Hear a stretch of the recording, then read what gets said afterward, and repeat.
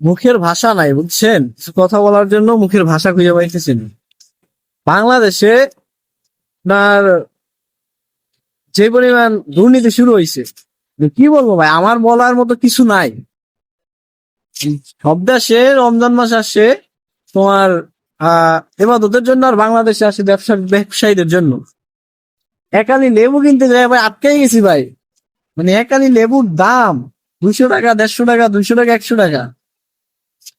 মানে কোথায় রইল আমেরিকা, যেই দেশে 45 টাকা লেবুর হালি কেনে, আর আমাদের দেশে 100, 150, 200 টাকা লেবুর হালি কেনা লাগে।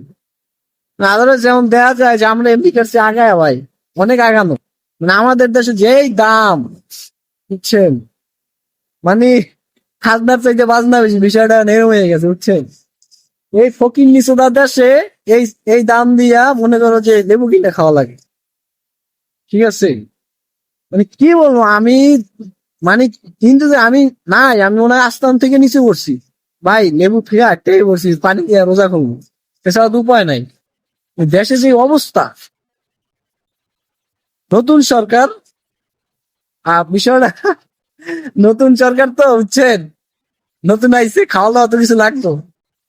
এই বিষয়ে কথা না বলি, বাট দেশের যে অবস্থা, মানে না খাইয়া থাকার মতো অবস্থা। রমজান মাস আইসি তো, এখন না খাইয়া থাকা লাগবে, কিছু করার নাই। আহ লেবু আন হইলো যে সোনার মতো, বুঝছেন, সোনার বড়ির মতো। এক বড়ি সোনা কিন্তু যে পরিমাণ টাকা খরচ হয়, এখন দেখা যায় যে লেবু কিন্তু সেই পরিমাণ টাকা খরচ হয়ে যেতেছে। কারণ বিষয়টা এরকম, আর কিছু বলার নাই। আপনারা বললেন যে আপনাদের কেমন লাগতেছে এই দামাদাম, মানে দেশের যে অবস্থা, ভাল লাগতেছে নাকি খারাপ লাগতেছে?